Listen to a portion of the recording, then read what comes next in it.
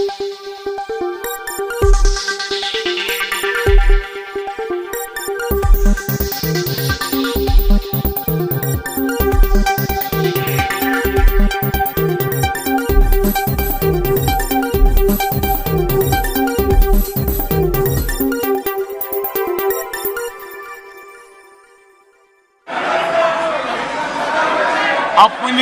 कमियों को ढकने के लिए चुनाव चिन्ह और विचारों को भी चुरा लिया।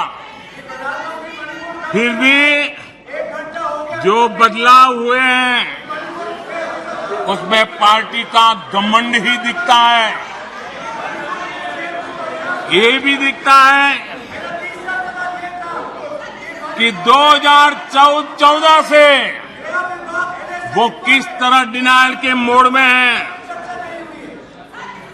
पार्टी के संस्थापक कौन? ए.ओ. ह्यूम एक विदेशी थे जिन्होंने पार्टी बनाई। आप जानते हैं 1920 में भारत के स्वतंत्रता संग्राम को एक नई ऊर्जा मिली। 1920 में एक नया ध्वज मिला और देश ने उस ध्वज को अपना लिया। तो रातों रात कांग्रेस ने उस ध्वज की ताकत देख करके उसे भी छीन लिया और प्रतीक को देखा कि ये गाड़ी चलाने के लिए ठीक रहेगा। 1920 से खेल चल रहा है और उनको लगा कि तिरंगा झंडा देखेंगे तो लोग देखेंगे उनकी बात हो रही है। ये उन्होंने खेल किया। वोटरों को भुलाने के लिए गांधी नाम भी हर बार वो भी चुरा लिया। कांग्रेस के चुनाव चिन्ह देखिए, 2 बैल, गाय बछड़ा और फिर हाथ का पंजा।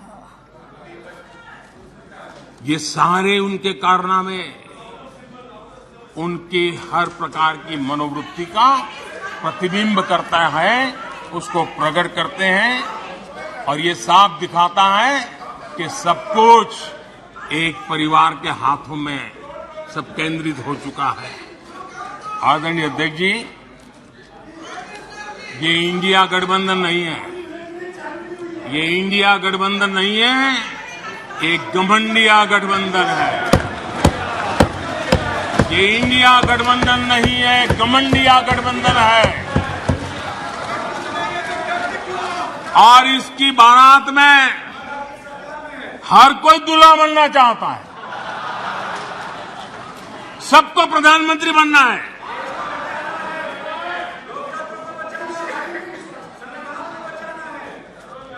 आदरणीय अध्यक्ष जी, इस गठबंधन ने यह भी नहीं सोचा है कि किस राज्य में आपके साथ, आप किसके साथ कहां पहुंचे हैं। पश्चिम बंगाल में आप टीएमसी और कम्युनिस्ट पार्टी के खिलाफ है और दिल्ली में एक साथ है। और अधीर बाबू 1991 पश्चिम बंगाल विधानसभा का चुनाव इन्हीं कम्युनिस्ट पार्टी ने अधीर बाबू साथ क्या व्यवहार किया था वो आज भी इतिहास में दर्ज है। खैर 1991 की बात तो पुरानी है।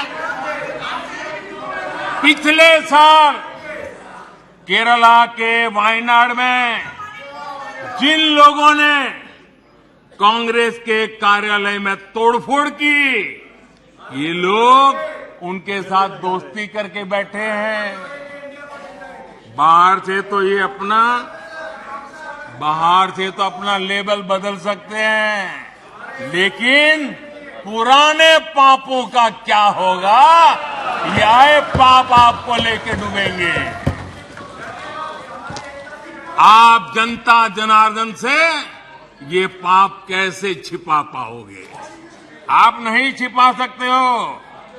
और इनको आज जो हालत, इसलिए मैं कहना चाहता हूं अभी हालात ऐसे हैं इसलिए हाथों में हाथ।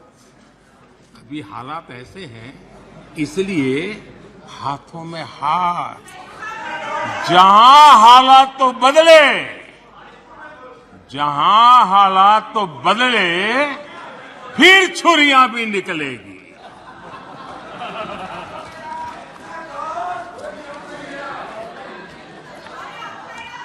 आदरणीय अध्यक्ष जी,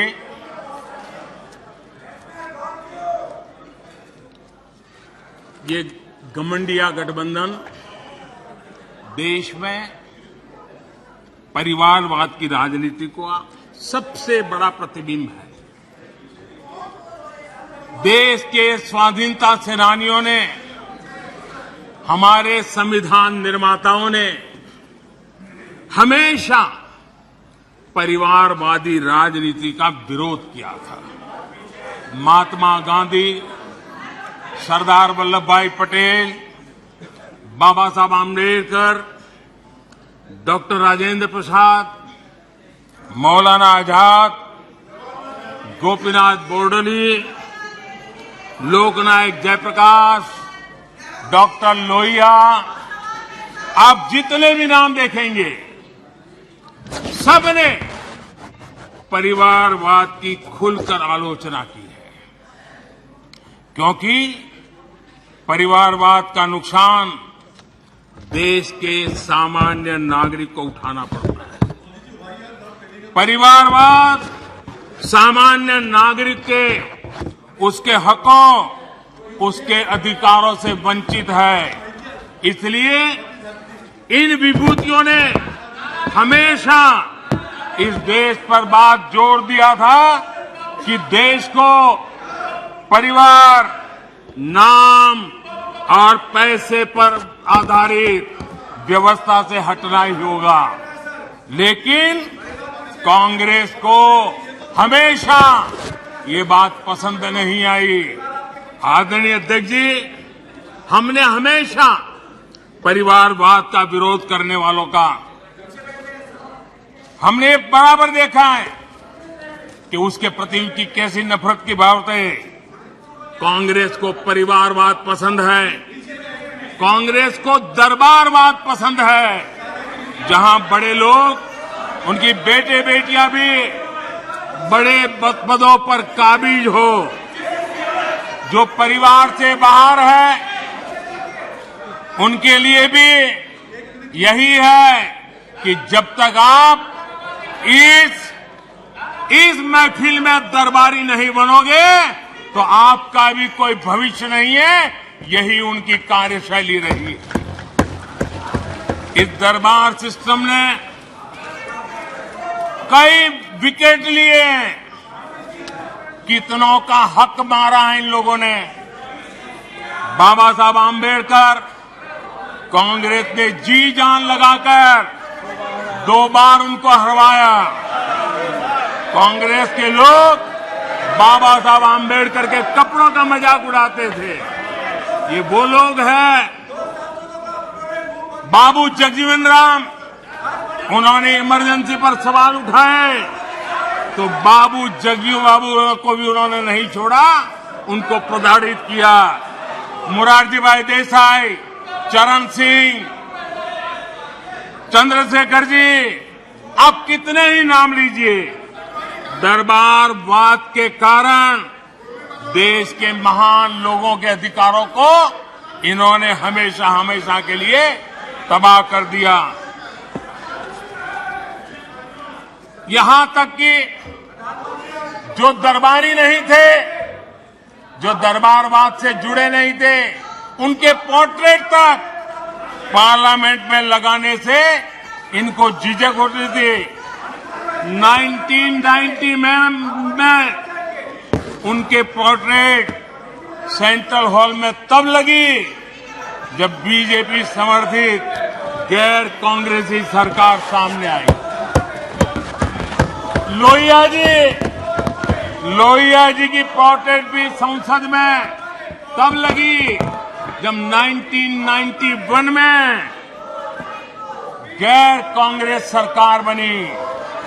नेताजी की पोर्ट्रेट 1978 में सेंट्रल हॉल में लगाई जब जनता पार्टी की सरकार थी। लाल बहादुर शास्त्री और चरण सिंह, उनका पोर्ट्रेट भी 1993 में गैर परिवार की सरकार में लगा। सरदार पटेल के योगदान को भी कांग्रेस ने हमेशा नकारा। सरदार साहब को समर्पित विश्व की सबसे ऊंची स्टैच्यू ऑफ यूनिटी प्रतिमा बनाने का गौरव भी हमें प्राप्त हुआ। हमारी सरकार ने दिल्ली में पीएम म्यूजियम बनाया, सारे पूर्व प्रधानमंत्रियों को सम्मान दिया। पीएम म्यूजियम दल और पार्टी से ऊपर उठकर सभी प्रधानमंत्रियों को समर्पित है। उनको ये भी नहीं पता है क्योंकि उनके परिवार के बाहर का कोई भी प्रधानमंत्री बना हो, वो उनको मंजूर नहीं है, वो उनको स्वीकार नहीं है।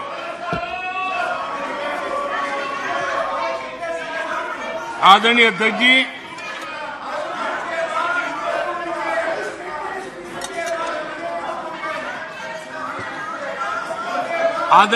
जी, बहुत बार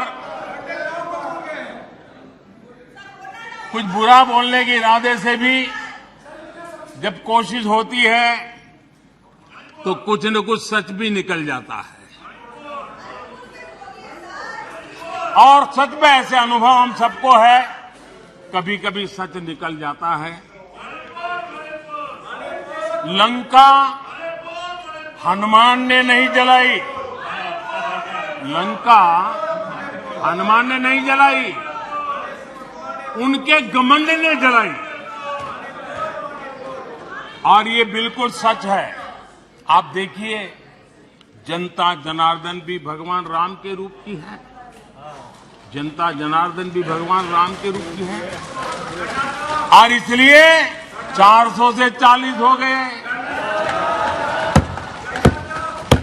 हनुमान ने लंका नहीं जलाई, घमंड ने जलाई, और इसलिए 440 हो गए, 400 से 40 हो गए।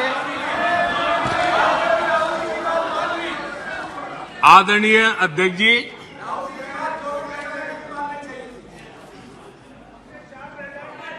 सच्चाई तो ये है, देश की जनता ने 2-2 बार 30 साल के बाद पूर्ण बहुमत की सरकार चुनी, लेकिन गरीब का बेटा यहां कैसे बैठा?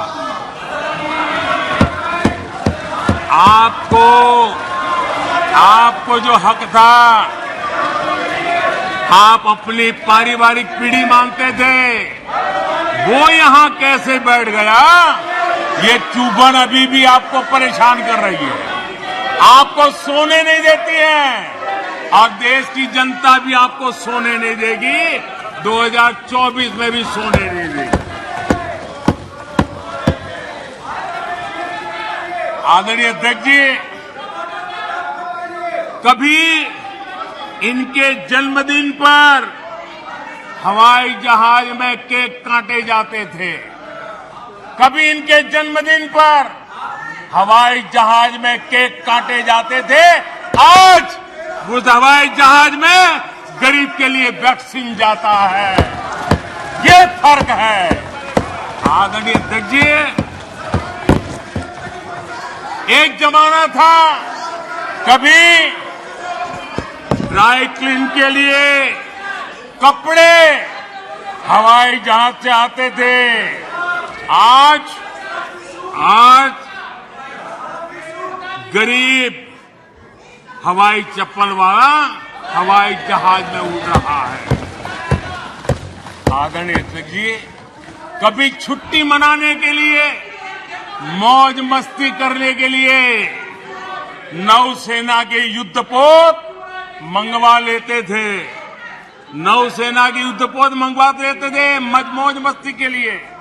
आज उसी नौसेना के जहाज दूर देशों में फंसे भारतीयों को अपने घर लाने के लिए गरीबों को अपने घर लाने के लिए उपयोग में आते हैं। आदरणीय अध्यक्ष जी,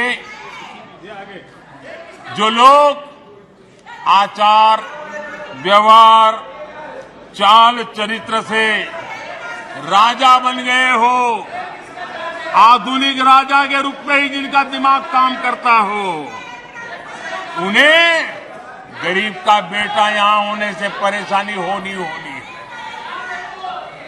आखिर ये नामदार लोग हैं और ये कामदार लोग हैं। आदरणीय अध्यक्ष जी, कुछ बातें बहुत ही समय पर मुझे कहने का अवसर मिलता है। बहुत सी बातें ऐसी होती है, इत्तेफाक देखिए, ये कोई मैं तो तय करके बैठता नहीं हूं, लेकिन इत्तेफाक देखिए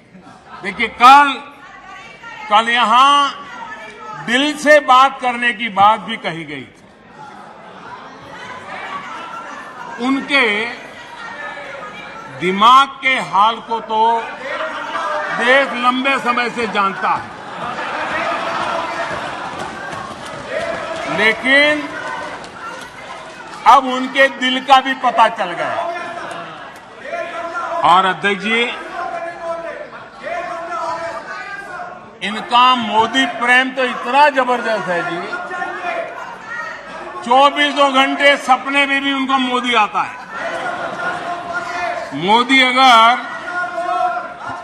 भाषण करते समय बीच में पानी पिए तो ये कहते हैं, अगर पानी भी पिया तो सीना तान के कहते, देखिए मोदी को पानी पिला दिया।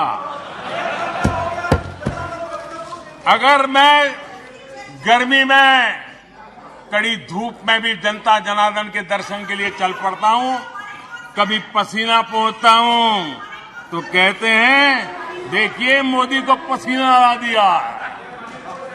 देखिए इनका जीने का सहारा देखिए। एक गीत की पंक्ति है, डूबने वाले को तिनके का सहारा ही बहुत, डूबने वाले को तिनके का सहारा ही बहुत, दिल बहल जाए फकत इतना इशारा ही बहुत, इतने पर भी आसमां वाला गिरा दे बिजलियां, इतने पर भी आसमां वाला गिरा दे बिजलियां, कोई बतला दे जरा ये डूबता फिर क्या करे। आदरणीय अध्यक्ष जी, मैं कांग्रेस की मुसीबत समझता हूं। बरसों से एक ही फेल्ड प्रोडक्ट उसको बार बार लॉन्च करते हैं, हर बार लॉन्चिंग फेल हो जाती है,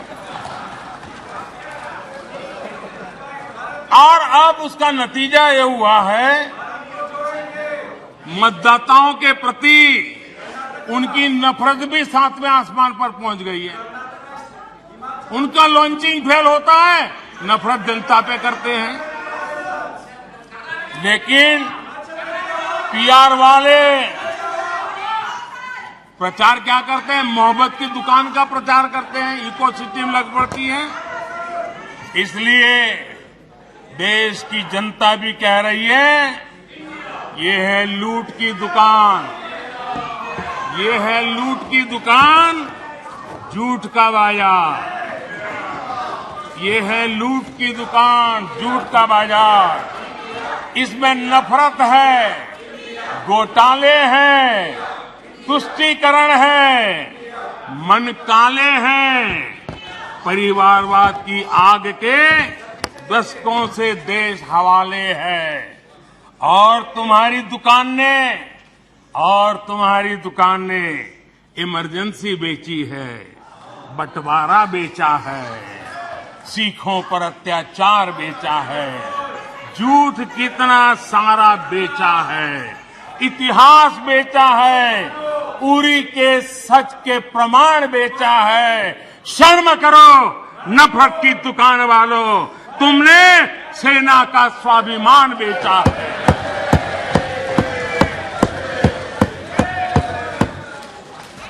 आदरणीय अध्यक्ष जी, हम तो यहां बैठे हुए काफी लोग गांव गरीब वाली पृष्ठभूमि से हैं। यहां सदन में बड़ी संख्या में लोग गांव और छोटे कस्बों से आते हैं और गांव का कोई व्यक्ति विदेश जाए, सालों तक वो उसके गीत गाता रहता है। एक आध बार भी कभी विदेश जाए देख करके आया हो, सालों तक बताता रहता है कि मैं ये देख के आया, मैं ये देख के आया, मैंने ये सुना, मैंने ये मुझे देखा। स्वाभाविक है, गांव का व्यक्ति जिसने बेचारे ने दिल्ली मुंबई भी न देखा हो और अमेरिका जाके आ जाए, यूरोप जाके आ जाए, तो वो वर्णन करता रहता है। जिन लोगों ने कभी गमले में मूली नहीं उगाई, जिन लोगों ने कभी गमले में मूली नहीं उगाई, वो खेतों को देखकर हैरान होने ही होने हैं।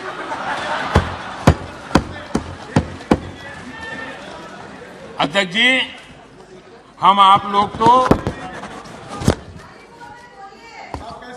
जो कभी जमीन पर उतरे ही नहीं, जिन्होंने हमेशा गाड़ी का शीशा डाउन करके दूसरों की गरीबी देखी है, उन्हें सब हैरान करने वाला लग रहा है। जब ऐसे लोग भारत की स्थिति का वर्णन करते हैं तो ये भूल जाते हैं कि भारत में 50 साल तक उनके परिवार ने राज किया था। एक प्रकार से जब भारत के इस रूप का वर्णन करते हैं तब वो अपने पूर्वजों की विफलताओं का जिक्र करते हैं। ये इतिहास गवाह है।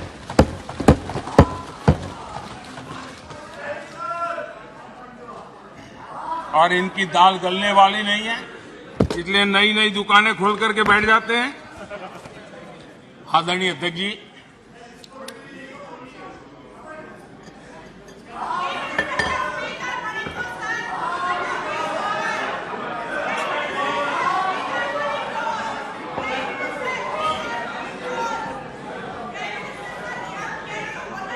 आदरणीय अध्यक्ष जी, इन लोगों को पता है कि इनकी नई दुकान पर भी कुछ दिनों में ताला लग जाएगा। और आज इस चर्चा के बीच देश के लोगों को मैं बड़ी गंभीरता के साथ इस घमंडिया गठबंधन की आर्थिक नीति से भी सावधान करना चाहता हूं। ये देश में ये घमंडिया गठबंधन ऐसी अर्थव्यवस्था चाहता है जिससे देश कमजोर हो और उसका सामर्थ्य बढ़ न पाए। हम अपने आसपास के देशों में देखते हैं, जिन आर्थिक नीतियों को लेकर के कांग्रेस के और साथी आगे बढ़ना चाहते हैं, जिस प्रकार से खजाने से पैसे लुटाकर वोट पाने का खेल खेल रहे हैं, हमारे आसपास के देश के हालात देख लीजिए, दुनिया के उन देशों की स्थिति देख लीजिए। और मैं देश को कहना चाहता हूं, इनसे सुधरने की मुझे कोई अपेक्षा नहीं है, वो जनता इनको सुधार देगी। आदरणीय अध्यक्ष जी, इस प्रकार की चीजों का दुष्परिणाम हमारे देश पर भी हो रहा है, हमारे राज्यों पर भी हो रहा है। चुनाव जीतने के लिए अनाप शनाप वायदों के कारण अब इन राज्यों में जनता के ऊपर नए नए दंड डाले जा रहे हैं, नए नए बोझ डाले जा रहे हैं और विकास के प्रोजेक्ट्स बंद करने की घोषणा की जा रही है, विधिवत रूप से घोषणा की जा रही है। आदरणीय अध्यक्ष जी, ये घमंडिया गठबंधन की जो आर्थिक नीति है उस आर्थिक नीतियों का मैं परिणाम साफ देख रहा हूं। और इसलिए मैं देशवासियों को चेतावनी, देशवासियों को सत्य समझाना चाहता हूं।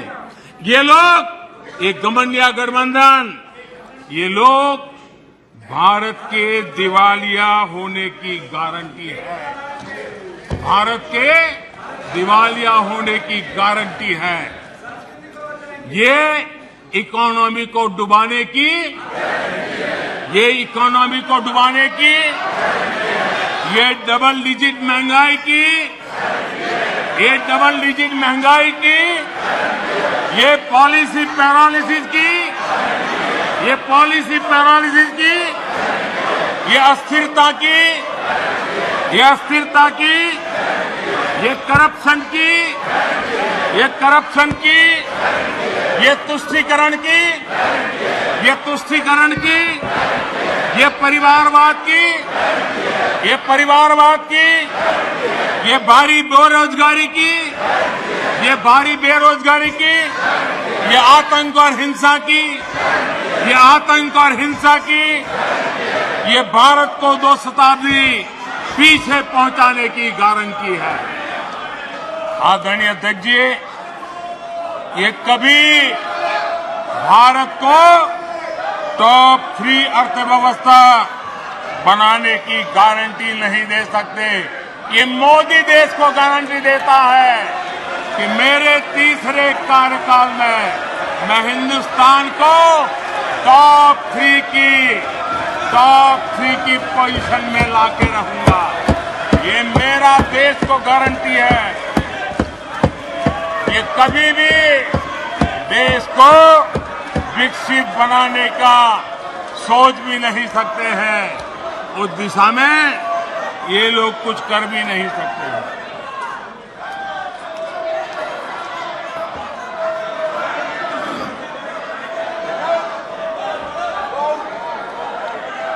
आदरणीय अध्यक्ष जी,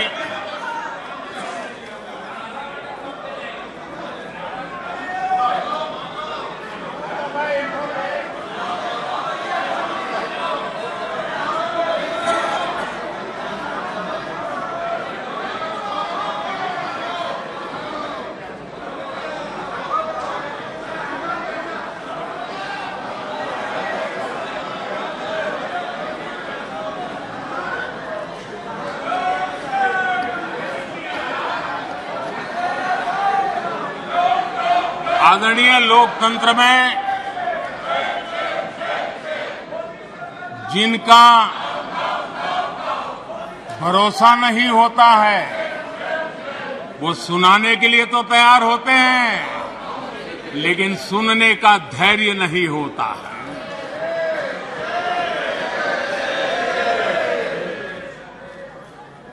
अपशब्द बोलो, भाग जाओ। कूड़ा कचरा फेंको, भाग जाओ। झूठ फैलाओ, भाग जाओ। यही जिनका खेल है। ये देश इनसे अपेक्षा ज्यादा नहीं कर सकता है। अगर इन्होंने गृह मंत्री जी की मणिपुर की चर्चा पर सहमति दिखाई होती तो अकेले मणिपुर विषय पर विस्तार से चर्चा हो सकती थी, हर पहलू पर चर्चा हो सकती थी और उनको भी बहुत कुछ कहने का मौका मिल सकता था, लेकिन उनको चर्चा में रस नहीं था। और कल अमित भाई ने विस्तार से इस विषय की चीजें जब रखी तो देश को भी आश्चर्य हुआ है कि लोग इतना झूठ फैला सकते हैं। ऐसे ऐसे पाप करके गए हैं लोग। और उन्होंने आज जब अविश्वास का प्रस्ताव लाए और अविश्वास में सारे विषय पर वो बोले तो ट्रेजरी बेंच का भी दायित्व बनता है कि देश के विश्वास को प्रकट करें, देश के विश्वास को नई ताकत दें, देश के प्रति अविश्वास करने वालों के लिए करारा जवाब दें। ये हमारा भी दायित्व बनता है। हमने कहा था अकेले मणिपुर के लिए आओ, चर्चा करो। गृह मंत्री जी ने चिट्ठी लिख करके कहा था, उनके विभाग से जुड़ा विषय था, लेकिन साहस नहीं था, इरादा नहीं था और पेट में पाप था, दर्द पेट में हो रहा था और फोड़ रहे थे सर, इसका ये परिणाम था। आदरणीय अध्यक्ष जी,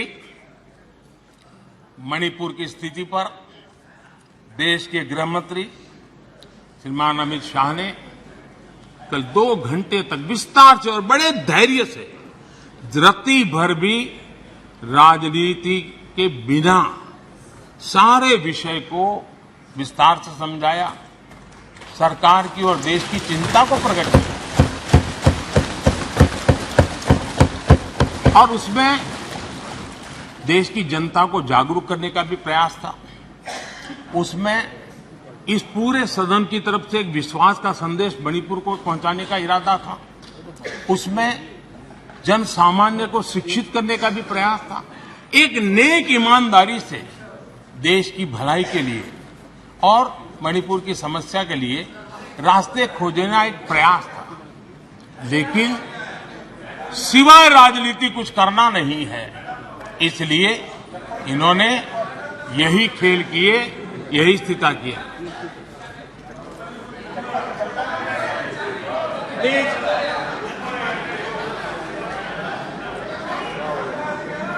आदरणीय अध्यक्ष महोदय,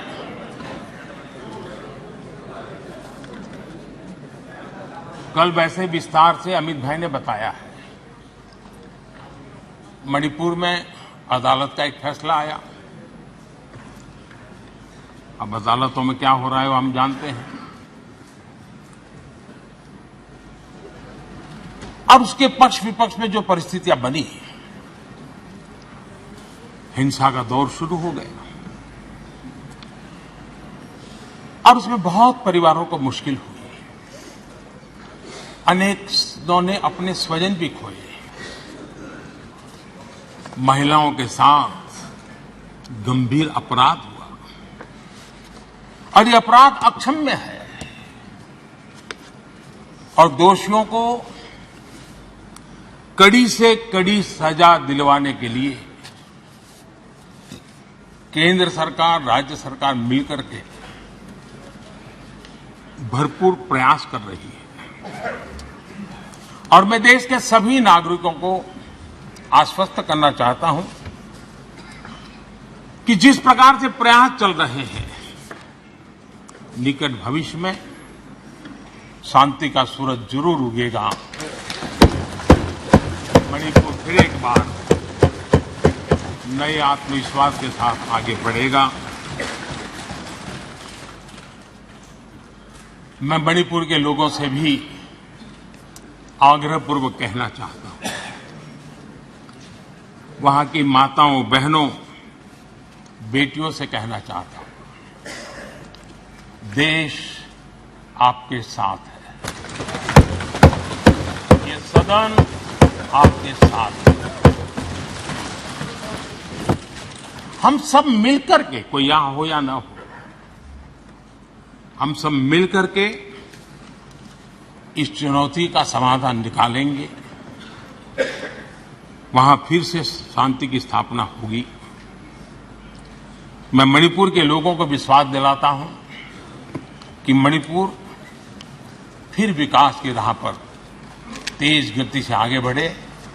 उसमें कोई प्रयासों में कोर कसर नहीं रहेगी। आदरणीय अध्यक्ष महोदय, यहां सदन में मां भारती के बारे में जो कहा गया है,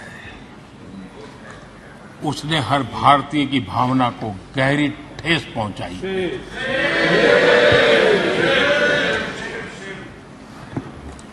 अध्यक्ष जी, पता नहीं मुझे क्या हो गया है। सत्ता के बिना ऐसा हाल किसी का हो जाता है। सत्ता सुख के बिना जी नहीं सकते हैं। और क्या क्या भाषा बोल रहे हैं। आदरणीय अध्यक्ष जी, पता नहीं क्यों कुछ लोगों को भारत मां की मृत्यु की कामना करते नजर आ रहे हैं। इससे बड़ा दुर्भाग्य क्या है। ये वो लोग हैं जो कभी लोकतंत्र की हत्या की बात करते हैं, कभी संविधान की हत्या की बात करते हैं। दरअसल जो इनके मन में है वही उनके कृतित्व में सामने आ जाता है। मैं हैरान हूं, और ये बोलने वाले कौन लोग हैं?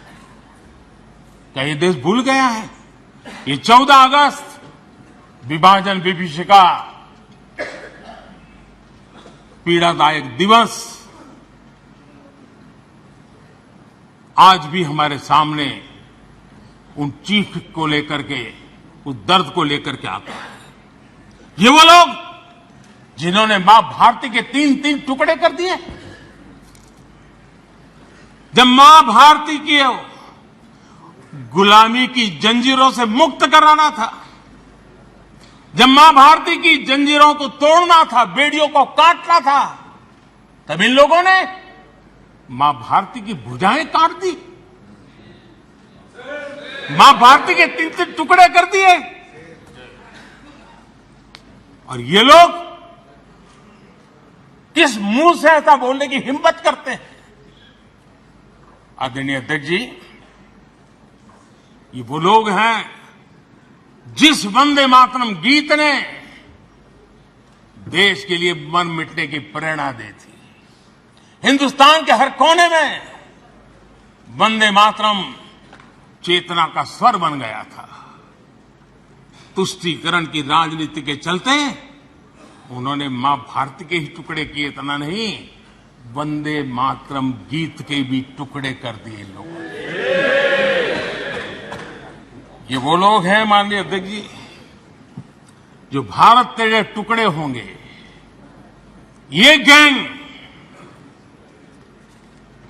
ये नारा लगाने वाले लोग, इनको बढ़ावा देने के लिए, उनका प्रोत्साहन करने के लिए पहुंच जाते हैं। भारत तेरे टुकड़े होंगे, उनको बढ़ावा दे रहे हैं। ये उन लोगों की मदद कर रहे हैं जो ये कहते हैं कि सिलीगुड़ी के पास जो छोटा सा नॉर्थ ईस्ट को जोड़ने वाला कॉरिडोर है उसको काट दें तो बिल्कुल नॉर्थ ईस्ट अलग हो जाएगा। ये सपना देखने वालों का जो लोग समर्थन करते हैं, आदरणीय अध्यक्ष जी, मैं जरा इनको जहां भी हो जरा मेरा सवाल अगल बगल में बैठे हुए को जवाब दे। ये जो बाहर गए ना उनको जरा पूछें ये कच्छ तीवू क्या है? कोई पूछे इनको कच्छ तीवू क्या है? इतनी बड़ी बातें करते हैं ना, आज मैं बताना चाहता हूं ये कच्छ तीवू क्या है। और ये कच्छ तीवू कहां आया, जरा उनको पूछ लीजिए। इतनी बड़ी बातें लिख करके देश को गुमराह करने का प्रयास कर रहे हैं। और ये डीएमके वाले, उनकी सरकार, उनके मुख्यमंत्री मुझे चिट्ठी लिखते हैं, अभी भी लिखते हैं और कहते हैं मोदी जी कच्छ तीवू वापस ले आइए। एक कच्छ तीवू है क्या? किसने किया? तमिलनाडु से आगे श्रीलंका के पहले एक टापू किसने किसी दूसरे देश को दे दिया था? कब दिया था? कहां गई थी? क्या ये भारत माता नहीं थी वहां? क्या वो मां भारती का अंग नहीं था? और इसको भी आपने तोड़ा। और कौन था उस समय? श्रीमती इंदिरा गांधी के नेतृत्व में हुआ था।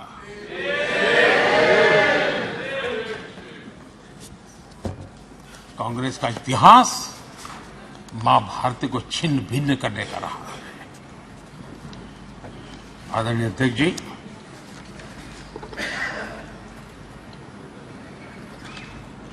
और कांग्रेस का मां भारती के प्रति प्रेम क्या रहा है? भारत के वासियों के प्रति प्रेम क्या रहा है? एक सच्चाई बड़े दुख के साथ मैं इस सदन के सामने रखना चाहता हूं। ये पीड़ा वो नहीं समझ पाएंगे। मैं नॉर्थ ईस्ट के चप्पे चप्पे पर घुमा हुआ व्यक्ति हूं और राजनीति में कुछ नहीं था तब भी अपने पैर वहां घिसता था। मेरा एक इमोशनल अटैचमेंट है उस क्षेत्र के प्रति। इनको अंदाज नहीं है। माननीय अध्यक्ष जी, मैं 3 प्रसंग आपके सामने रखना चाहता हूं सदन के सामने, और बड़े दर्द के साथ कहना चाहता हूं। देशवासी भी सुन रहे हैं। पहली घटना 5 मार्च 1966, 5 मार्च 1966। इस दिन कांग्रेस ने मिजोरम में असहाय नागरिकों पर अपनी वायुसेना के माध्यम से हमला करवाया था। और बड़ा गंभीर विवाद हुआ था। कांग्रेस वाले जवाब दे, क्या वो किसी दूसरे देश की वायुसेना थी क्या? क्या मिजोरम के लोग मेरे देश के नागरिक नहीं थे क्या? क्या उनकी सुरक्षा ये भारत सरकार की जिम्मेवारी थी कि नहीं थी? 5 मार्च 1966 वायुसेना से हमला करवाया गया, निर्दोष नागरिकों पर हमला करवाया गया। और माननीय अध्यक्ष जी, आज भी मिजोरम में 5 मार्च को आज भी पूरा मिजोरम शोक मनाता है। उस दर्द को मिजोरम भूल नहीं पा रहा है। कभी इन्होंने मरहम लगाने की कोशिश नहीं की है, घाव भरने का प्रयास तक नहीं किया है। कभी उनको इसका दुख नहीं हुआ है। और कांग्रेस ने इस सच को देश के सामने छिपाया है। दोस्तों, ये सत्य देश से उन्होंने छिपाया है कि अपने ही देश में वायुसेना से हमला करवाना। कौन था उस समय? इंदिरा गांधी। अकाल तख्त पर हमला हुआ है तो अभी भी हमारी स्मृति में है। उनको मिजोरम में उसके पहले ही आदत लग गई थी, और इसलिए अकाल तख्त पर हमला करने तक वो पहुंचे थे, मेरे ही देश में। और यहां हमें उपदेश दे रहे हैं।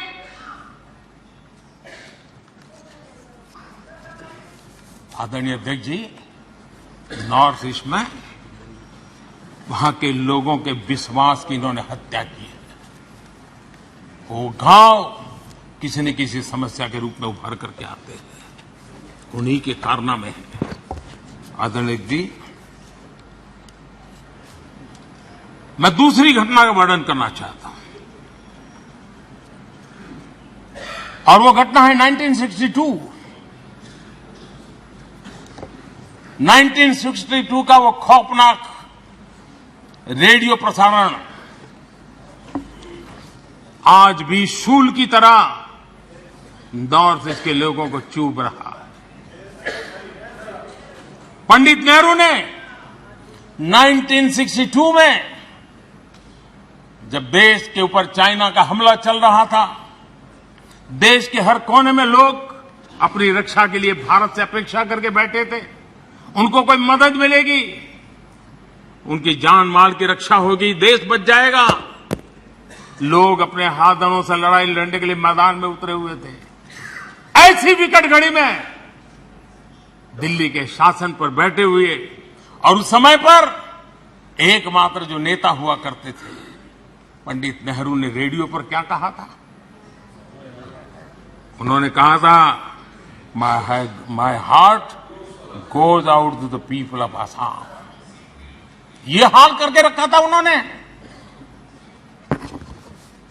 वो प्रसारण आज भी असम के लोगों के लिए एक नस्तर की तरह चूकता रहता है। और किस प्रकार से उस समय नेहरू जी ने उन्हें अपने भाग्य पर छोड़ जीने के लिए मजबूर कर दिया था। ये हमसे हिसाब मांग रहे हैं।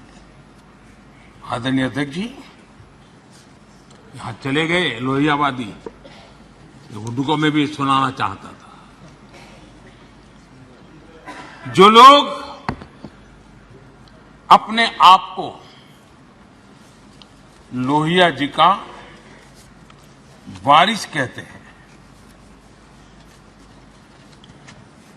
और जो कल सदन में बड़े उछल उछल करके बोल रहे थे, हाथ लंबे चौड़े करने की कोशिश कर रहे थे, लोहिया जी ने नेहरू जी पर गंभीर आरोप लगाया था। और लोहिया जी ने कहा था,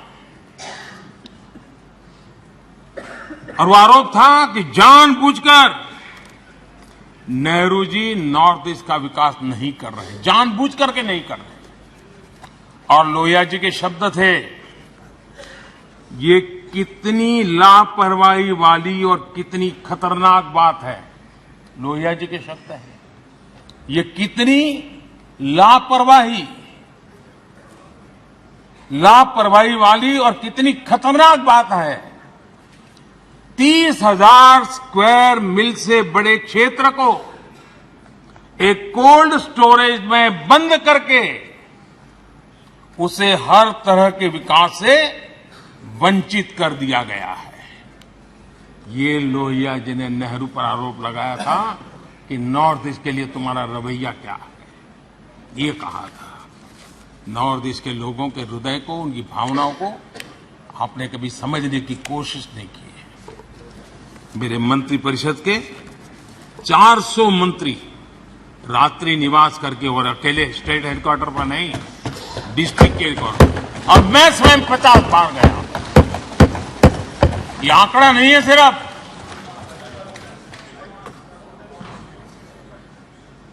ये साधना है, ये नॉर्थ ईस्ट के प्रति समर्पण है।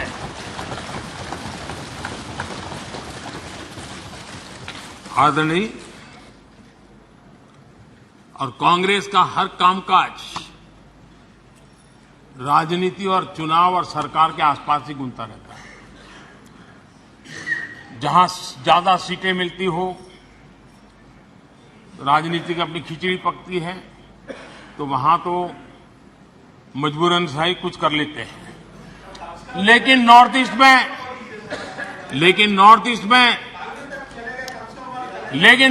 में देश सुन रहा है। नॉर्थ ईस्ट में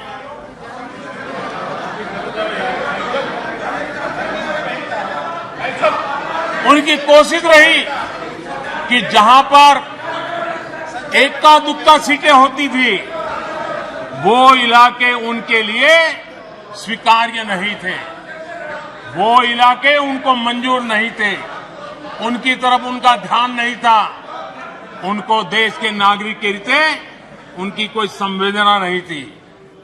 आदरणीय अध्यक्ष जी, और इसलिए जहां इक्का दुक्का सीटें हुआ करती थी, उसके प्रति सौतेला व्यवहार ये कांग्रेस के डीएनए में रहा है। पिछले कई वर्षों का इतिहास देख लीजिए। नॉर्थ ईस्ट में उनका ये रवैया था।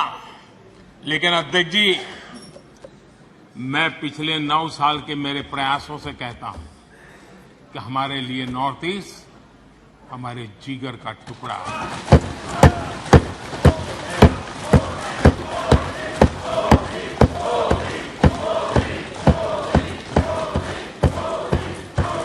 आज मणिपुर की समस्याओं को ऐसे प्रस्तुत किए जा रहा है जैसे बीते कुछ समय में ही वहां ये परिस्थिति पैदा हुई है। कल अमित भाई ने विस्तार से बताया है समस्या क्या है, कैसे हुआ है। लेकिन मैं आज बड़ी गंभीरता से कहना चाहता हूं, नॉर्थ ईस्ट की इन समस्याओं की कोई जननी है तो जननी एकमात्र कांग्रेस है। नॉर्थ ईस्ट के लोग इसके लिए जिम्मेवार नहीं हैं, इनकी ये राजनीति जिम्मेवार है।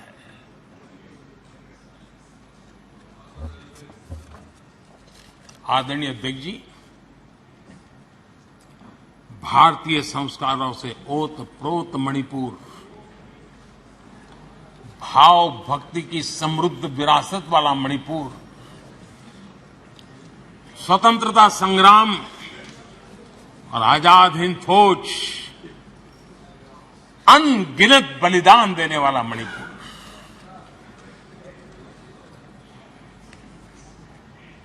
कांग्रेस के शासन में ऐसा महान हमारा भूभाग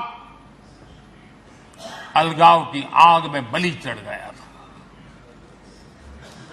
आखिर क्यों? आदरणीय अध्यक्ष जी, आप सबको भी मैं याद दिलाना चाहता हूं साथियों, यहां मेरे जो नॉर्थ ईस्ट के भाई हैं उनको हर चीज का पता है। जब मणिपुर में वो एक समय था, हर व्यवस्था उग्रवादी संगठनों की मर्जी से चलती थी, वो कहे वो होता था। और उस समय सरकार किसकी थी मणिपुर में? किसकी सरकार थी? जब सरकारी दफ्तरों में महात्मा गांधी की फोटो नहीं लगाने दी जाती थी, तब सरकार किसकी थी? जब मोइरांग में आजाद हिंद फौज के संग्रहालय पर नेताजी सुभाष चंद्र बोस की प्रतिमा पर बम फेंका गया, तब मणिपुर में सरकार किसकी थी? तब मणिपुर में सरकार किसकी थी? आदरणीय अध्यक्ष जी, जब मणिपुर में स्कूलों में राष्ट्रगान नहीं होने देंगे, ये निर्णय किए जाते थे, तब मणिपुर में सरकार किसकी थी? जब एक अभियान चला था, अभियान चला करके लाइब्रेरी में रखी गई किताबों को जलाने का, ये देश का अमूल्य ज्ञान की विरासत को जलाते समय सरकार किसकी थी? जब मणिपुर में मंदिर की घंटी शाम को 4 बजे बंद हो जाती थी, ताले लग जाते थे, पूजा अर्चन करना बड़ा मुश्किल हो जाता था, सेना का पहरा लगाना पड़ता था, तब मणिपुर में सरकार किसकी थी? आदरणीय अध्यक्ष जी, जब इम्फाल के इस्कॉन मंदिर पर बम फेंककर श्रद्धालुओं की जान ले ली गई थी, तब मणिपुर में सरकार किसकी थी? जब अफसर, हाल देखिए, आईएएस आईपीएस अफसर, उनको अगर वहां पर काम करना है तो उनके तनख्वाह का एक हिस्सा उनको इन उग्रवादी लोगों को देना पड़ता था, तब जाकर के वो रह पाते थे, तब सरकार किसकी थी? आदरणीय अध्यक्ष जी, इनकी पीड़ा सिलेक्टिव है, इनकी संवेदनाएं सिलेक्टिव है, इनका सब बातचीत राजनीति से शुरू होती है और राजनीति से आगे बढ़ती है। वे राजनीति के दायरे से बाहर से न मानवता के लिए सोच सकते हैं, न देश के लिए सोच सकते हैं, न ही देश की इन कठिनाइयों के लिए सोच सकते हैं। उनको सिर्फ राजनीति के सिवा कुछ सूझता नहीं है।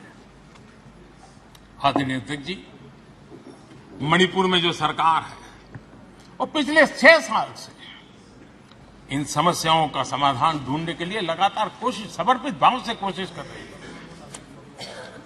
बंद और ब्लॉकेड का जमाना कोई भूल नहीं सकता है। मणिपुर में आए दिन बंद और ब्लॉकेड होता था, वो आज बीते दिन की बात हो चुकी है। शांति स्थापना के लिए, हर एक को साथ लेकर चलने के लिए एक विश्वास जगाने का प्रयास निरंतर हो रहा है, आगे भी होगा। और जितना ज्यादा हम राजनीति को दूर रखेंगे, उतनी शांति निकट आएगी। ये मैं देशवासियों को विश्वास दिलाना चाहता हूं।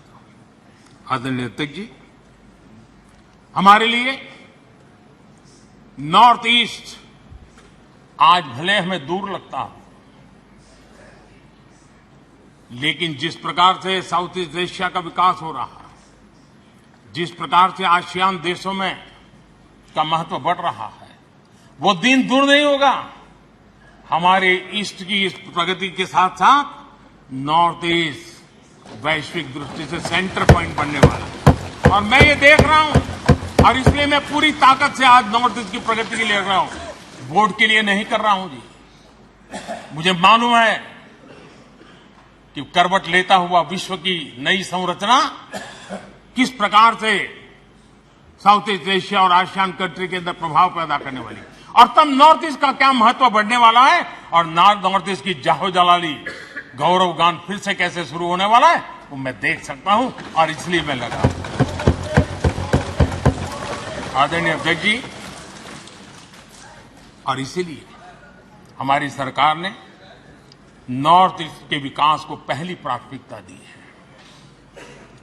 पिछले 9 वर्षों में लाखों करोड़ रुपए नॉर्थ ईस्ट के इंफ्रास्ट्रक्चर पर हमने लगाए हैं। आज आधुनिक हाईवे, आधुनिक रेलवे, आधुनिक नए एयरपोर्ट, ये नॉर्थ ईस्ट की पहचान बन रहे हैं। आज पहली बार अगरतला रेल कनेक्टिविटी से जुड़ा है। पहली बार मणिपुर में गुड्स ट्रेन पहुंची है। पहली बार नॉर्थ ईस्ट में वंदे भारत जैसी आधुनिक ट्रेन चली है। पहली बार अरुणाचल प्रदेश में ग्रीनफील्ड एयरपोर्ट बना है। पहली बार अरुणाचल में सिक्किम जैसे राज्य एयर कनेक्टिविटी से जुड़ा है। पहली बार वाटरवेज के जरिए पूर्वोत्तर इंटरनेशनल ट्रेड का गेटवे बना है। पहली बार नॉर्थ ईस्ट में एम्स जैसा मेडिकल संस्थान खुला है। पहली बार मणिपुर में देश की पहली स्पोर्ट्स यूनिवर्सिटी खुल रही है। पहली बार मिजोरम में Indian institute of mass communication जैसे संस्था खुल रहे हैं। पहली बार केंद्रीय मंत्रिमंडल में नॉर्थ ईस्ट की इतनी भागीदारी बढ़ी है। पहली बार नागालैंड से एक महिला सांसद राज्यसभा में पहुंची है। पहली बार इतनी बड़ी संख्या में नॉर्थ ईस्ट के लोगों को पद्म पुरस्कार से सम्मानित किया गया है। पहली बार पूर्वोत्तर से लसित बरफुकन जैसे नायक की झांकी गणतंत्र दिवस में शामिल हुई है। पहली बार मणिपुर में रानी गाइडिंलिउ के नाम पर पूर्वोत्तर का पहला ट्राइबल फ्रीडम फाइटर म्यूजियम बना है। आदरणीय अध्यक्ष जी, हम जब सबका साथ सबका विकास कहते हैं तो ये हमारे लिए नारा नहीं, ये हमारे शब्द नहीं है, ये हमारे लिए आर्टिकल ऑफ फेथ है, हमारे लिए कमिटमेंट है और हम देश के लिए निकले हुए लोग हैं। हमने तो कभी जीवन में सोचा ही नहीं था कि कभी ऐसी जगह पर आकर के बैठने का सौभाग्य मिलेगा, लेकिन इस देश की जनता की कृपा है कि उसने हमें अवसर दिया है। तो मैं देश की जनता को विश्वास दिलाता हूं, शरीर का कण कण, समय का पल पल सिर्फ और सिर्फ देशवासियों के लिए, सिर्फ देशवासियों के लिए।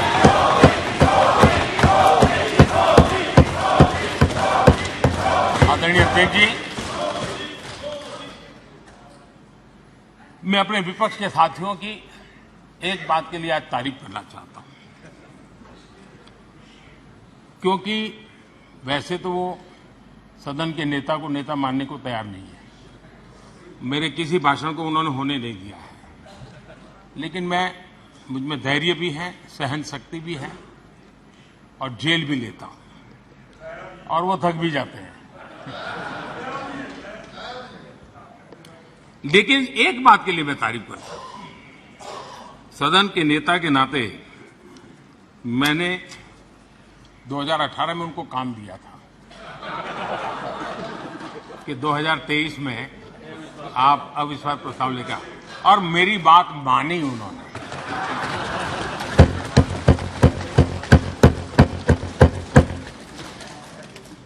लेकिन मुझे दुख इस बात का है कि 18 के बाद 23 में 5 साल मिले, थोड़ा अच्छा करते, अच्छे ढंग से करते, लेकिन तैयारी बिल्कुल नहीं थी, कोई इनोवेशन नहीं था, कोई क्रिएटिविटी नहीं थी, न मुद्दे खोज पा रहे थे। पता नहीं ये देश को इन्होंने बहुत निराश किया है राष्ट्र। चलिए कोई बात नहीं, 2028 में हम फिर से मौका देंगे। लेकिन मैं इस बार उनसे आग्रह करता हूं कि जब 28 में आप अविश्वास प्रस्ताव लेकर के आए हमारी सरकार के खिलाफ, थोड़ी तैयारी करके आइए, कुछ मुद्दे ढूंढ करके आइए। ऐसे क्या घिसी पिटी बातें लेकर के घूमते रहते हो? और देश की जनता को थोड़ा विश्वास इतना मेरे से कि चलो भाई आप विपक्ष के भी योग्य हो, इतना तो करो। आपने वो योग्यता भी खो दी है। मैं आशा करता हूं कि बोला थोड़ा होमवर्क करेंगे, तू मैं और चिल्लाना, चिखना, नारेबाजी करना, उसके लिए तो 10 लोग मिल जाएंगे उनको। लेकिन थोड़ा दिमाग वाला भी काम कीजिए ना।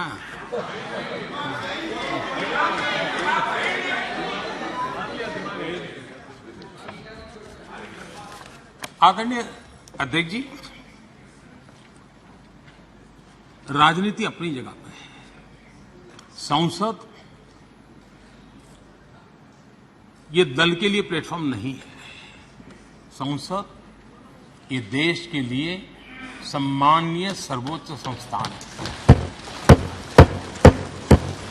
और इसलिए सांसदों के लिए भी इसके प्रति गंभीरता होना बहुत जरूरी है। देश इतने संसाधन लगा रहा है, देश के गरीब के हक का यहां खर्च किया जाता है, यहां का पल पल का उपयोग देश के लिए होना चाहिए।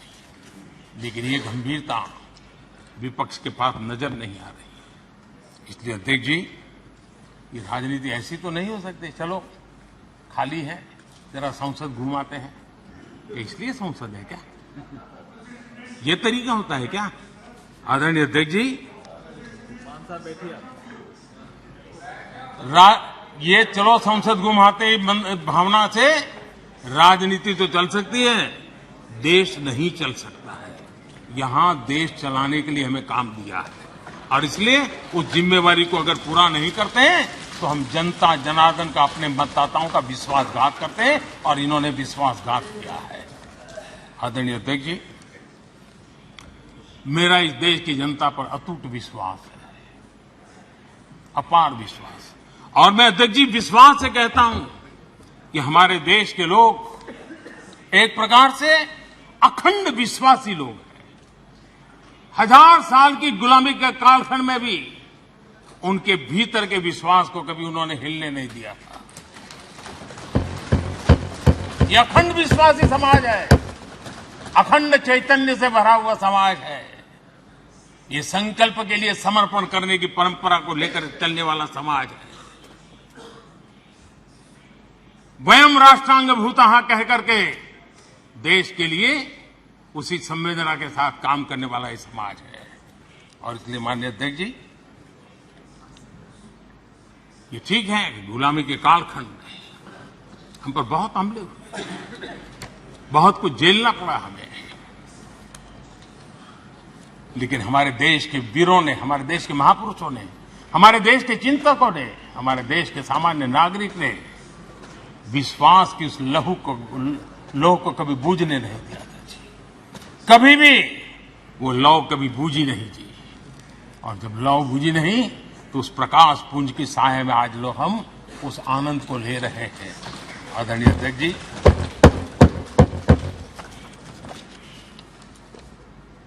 बीते 9 वर्षों में देश के सामान्य का, मानवीय का विश्वास नई बुलंदियों को छू रहा है, नए अरमानों से को छू रहा है। मेरे देश के नौजवान विश्व की बराबरी करने के सपने देखने लगे और इससे बड़ा सौभाग्य क्या हो सकता है? हर भारतीय विश्वास से भरा हुआ है। आदरणीय अध्यक्ष जी, आज का भारत न दबाव में आता है न दबाव को मानता है। आज का भारत न झुकता है, आज का भारत न थकता है, आज का भारत न रुकता है। उस समृद्ध विरासत, विश्वास लेकर के, संकल्प लेकर के चली है। और यही कारण है, जब देश का सामान्य मानवीय देश पर विश्वास करने लगता है तो दुनिया को भी हिंदुस्तान पर विश्वास करने के लिए प्रेरित करता है। आज जो भी दुनिया का विश्वास भारत के प्रति बना है, उसका एक कारण भारत के लोगों का खुद पर विश्वास बढ़ा है। यह सामर्थ्य है। कृपा करके इस विश्वास को तोड़ने की कोशिश मत कीजिए। मौका आया है देश को आगे ले जाने का। समझ नहीं सकते तो चुप रहो, इंतजार करो, लेकिन देश के विश्वास को विश्वासघात कर करके तोड़ने की कोशिश मत करो। आदरणीय अध्यक्ष जी, बीते वर्षों में विकसित भारत की एक मजबूत नींव रखने में हम सफल हुए हैं और सपना लिया है 2047 जब देश आजादी के 100 वर्ष मनाएगा। आजादी के 75 वर्ष पूर्ण होते पर ही अमृतकाल शुरू हुआ है और अमृतकाल के प्रारंभिक वर्षों में है। तब इस विश्वास के साथ मैं कहता हूं, जो नींव आज मजबूती के साथ आगे बढ़ रही है, उस नींव की ताकत है कि 2047 में हिंदुस्तान विकसित हिंदुस्तान होगा, भारत विकसित भारत होगा साथियों। और ये देशवासियों के परिश्रम से होगा, देशवासियों के विश्वास से होगा, देशवासियों के संकल्प से होगा, देशवासियों की सामूहिक शक्ति से होगा, देशवासियों की अखंड एकनाथ के पुरुषार्थ से होने वाला है। ये मेरा विश्वास है।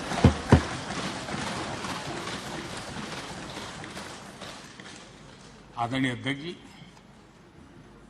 हो सकता है यहां जो बोला जाता है वो रिकॉर्ड के लिए तो शब्द चले जाएंगे, लेकिन इतिहास हमारे कर्मों को देखने वाला है, जिन कर्मों से एक समृद्ध भारत का सपना साकार करने के लिए मजबूत नींव का कालखंड रहा है, उस रूप में देखा जाएगा।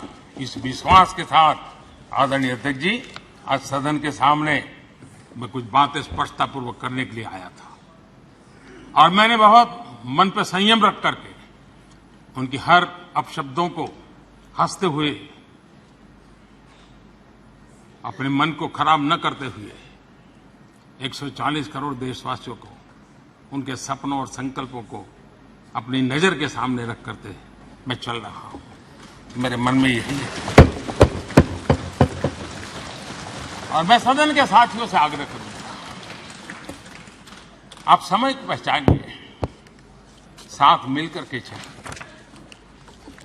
इस देश में मणिपुर से भी गंभीर समस्याएं पहले भी आई, लेकिन हमने मिलकर के रास्ते निकाले हैं। आओ मिलकर के चलें, मणिपुर के लोगों को विश्वास देकर के चलें। राजनीति के खेल करने के लिए मणिपुर की भूमि का कम से कम दुरुपयोग न करें। वहां जो हुआ है वो दुखपूर्ण है, लेकिन उस दर्द को समझ करके दर्द की दवाई बन करके काम करें, यही हमारा रास्ता होना चाहिए। आदरणीय अध्यक्ष जी, इस चर्चा में बहुत समृद्ध चर्चा इस तरफ तो हुई, एक डेढ़ घंटा विस्तार से सरकार के काम का हिसाब देने का हमें अवसर मिला है और मैं अगर ये प्रस्ताव न आया होता तो शायद हमें भी इतना कुछ कहने का मौका न मिलता। तो फिर एक बार प्रस्ताव लाने वालों का तो मैं आभार व्यक्त करता हूं, लेकिन ये प्रस्ताव देश के विश्वासघात का प्रस्ताव है, ये देश को की जनता अस्वीकार करे ऐसा प्रस्ताव है। और इसके साथ मैं फिर एक बार आदरणीय अध्यक्ष जी, आपका हृदय से आभार व्यक्त करते हुए मेरी वाणी को विराम देता हूं। बहुत बहुत धन्यवाद।